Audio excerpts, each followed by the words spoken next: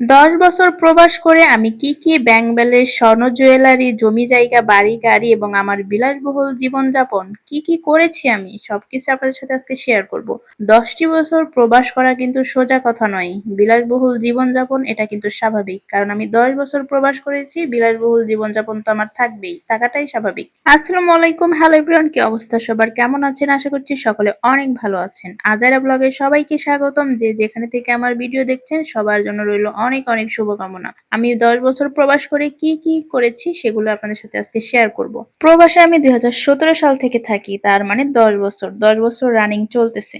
তাহলে ১০ বছর ধরে যদি একজন মানুষ প্রবাসে থাকে তাহলে তার বিলাসবহুল জীবনযাপন থাকবে, অনেক অনেক দামি দামি গহনা থাকবে, বাড়ি গাড়ি থাকবে, ব্যাংক ব্যালেন্স থাকবে, এটাই কিন্তু স্বাভাবিক। কিন্তু আমার বেলা কি বলেন তো, উল্টো। তার কারণ হচ্ছে ১০ বছর আমি প্রবাস করেছি ঠিকই, কিন্তু টাকার বেলা, স্বর্ণ অলংকার, বাড়ি গাড়ির বেলা জিরো জিরো জিরো। কারণ আমি কিচ্ছুই করতে পাই নাই। আপনি প্রবাস করেন, গৃহিণীর কাজ করেন বা বাংলাদেশের কোনো কোম্পানিতে জব করেন, যদি আপনার টাকা থাকে তাহলে কিন্তু আপনার স্বামীর পরিবারে আপনার মূল্য বেশি থাকবে, স্বামীর কাছেও মূল্য থাকবে। কেন জানেন তো? কিছু কিছু স্বামীরা আছে মনে করে যে আমার ওয়াইফের যদি একটা চাকরি থাকতো, নিজে যদি ২ টাকা ইনকাম করতে পারতো তাহলে আমি একটু স্বস্তি পেতাম। আবার কিছু কিছু স্বামীরা মনে করে যে না, আমি হাড় ভাঙা খাটুনি খাটবো, আমার ওয়াইফকে আমি কোথাও কাজ করতে দিব না বা ওয়াইফের টাকার আমার কোনো প্রয়োজন নাই। এরকম স্বামী কিন্তু আছে। এখন কথা হচ্ছে যে প্রত্যেকটা মেয়েদের ক্ষেত্রে কিন্তু মানে একই রকম থাকে না।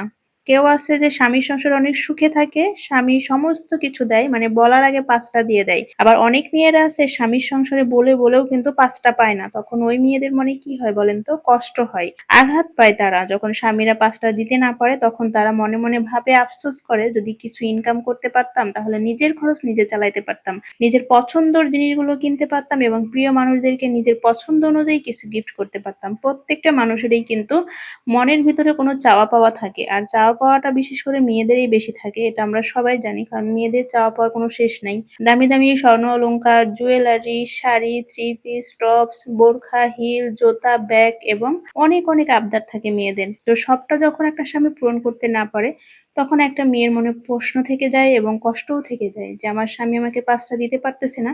যদি আমার ইনকাম সোর্স থাকতো তাহলে আমার ইনকামের টাকা দিয়ে আমি আমার সমস্ত শখ-আহ্লাদ পূরণ করতাম, স্বামীর কাছে কিছু চাইতাম না। কিছু কিছু স্বামীরা আছে সামর্থ্য থাকলেও ওয়াইফের ৫টা আবদার পূরণ করে না। আবার কিছু কিছু স্বামীরা আছে সামর্থ্য না থাকলেও শত কষ্ট করেও চেষ্টা করে, নিজে না খেয়ে না পরে চেষ্টা করে ওয়াইফকে কিছু দেওয়ার জন্য, তাকে সুখে রাখার জন্য, তাকে ভালো চালানোর জন্য, ৫টা দিয়ে সবসময় হ্যাপি রাখার জন্য। আসলেই কেউ মর্ম বুঝে, কেউ মর্ম বুঝে না। তফাৎ হচ্ছে এটাই। তো ম্যাক্সিমাম নারীরা দেখবেন কর্মমুখী হওয়ার চেষ্টা করে, উপার্জন করার চেষ্টা করে। কেন জানেন? এই যে পারিবারিক এই সমস্যার জন্য চেষ্টা করে যে নিজে উপার্জন করে নিজের সকালাত নিজে পূরণ করব।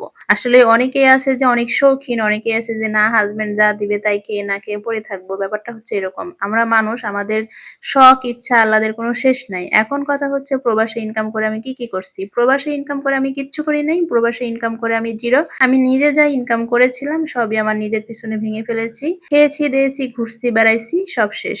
এখন কথা হচ্ছে আমরা কয় বোন, অনেকেই জানতে চাইছিলেন। প্রবাসে আসলে, প্রবাসে থাকলে, প্রবাসে ইনকাম করলেই যে সে বড়লোক হয়ে যাবে, তার বাড়ি গাড়ি অটল সয় সম্পদ থাকবে এমন কিচ্ছু না। কারণ হচ্ছে প্রবাসে ভাগ্য কিছুটা নিজের হচ্ছে পরিশ্রমের উপরে নির্ভর করে, নিজের পরিশ্রম, স্যালারি এগুলোর উপর নির্ভর করে, আর বাকিটা হচ্ছে ভাগ্য। প্রবাসে অনেকেই সারা দিন রাত কাজ করতেছে, তারপরেও দেখবেন টাকা ইনকাম করে রাখতে পারে না। অনেকেই আছে যে অল্প কিছু টাকা ইনকাম করে ওইটাই কিন্তু ও ধরে রাখতেছে বা ওই টাকাটা ওর থাকতেছে। ম্যাক্সিমাম মানুষই কিন্তু প্রবাসে এসে সফল, কিছু সংখ্যক মানুষ আছে প্রবাসে থেকে সফল না। আশা করি সবাই বুঝতে পেরেছেন প্রবাসে এসে আমি কত টাকার মালিক হয়েছি। সবাই ভালো থাকবেন, আল্লাহ হাফেজ।